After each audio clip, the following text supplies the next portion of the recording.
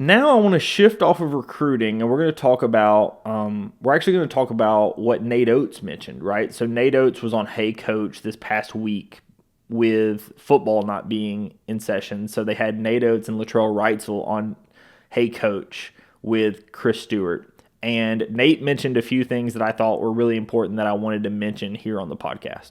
So Nate specifically goes, this might be the deepest and most complete, best roster we've had since we've been here.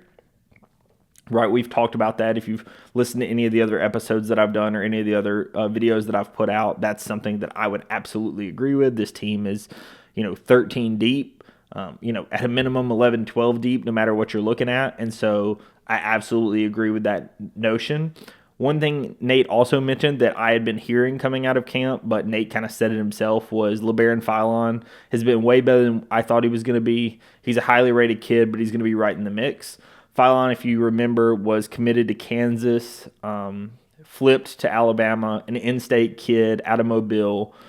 By all intents and purposes, was a long time wanting to come to Alabama, but Alabama maybe didn't have the spot available on the roster for him. As soon as the spot became available on the roster, he flips his commitment from Kansas to Alabama, and from what we're hearing out of camp, he has been absolutely elite, and so it sounds like he's going to be, pushing for minutes as well, and that's really, really good to hear. Because guard depth in a Nate Oats system is always a good thing.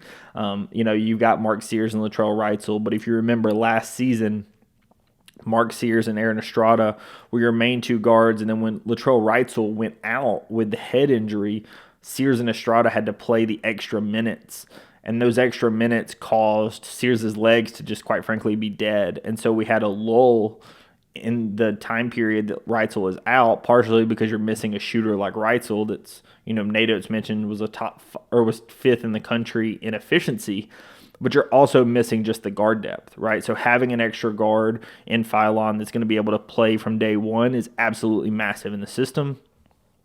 They asked Oats, what was his thoughts about being ranked number one in the preseason polls. He said, I'd rather be ranked in the first and the last poll, but I guess being ranked first in both the first and last is fine too.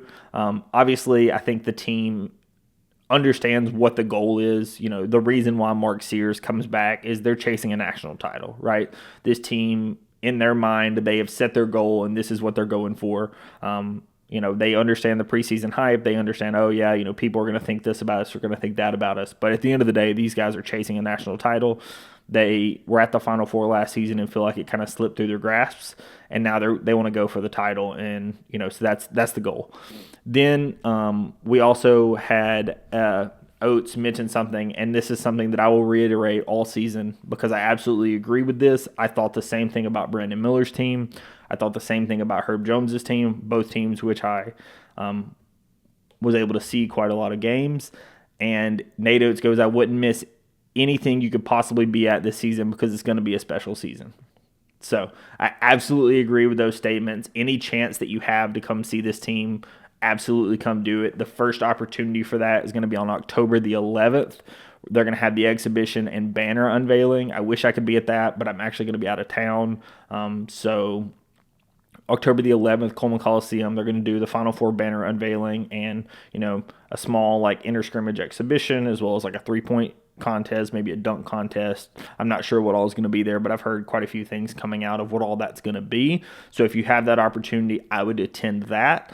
Then from there moving forward, you got October the 18th. They're going to play the charity exhibition against Wake Forest in Boutwell. Then you have the charity exhibition on the 25th against Memphis up in Huntsville. And then you get into actually regular season play. Right. So, and that's what I want to actually move into now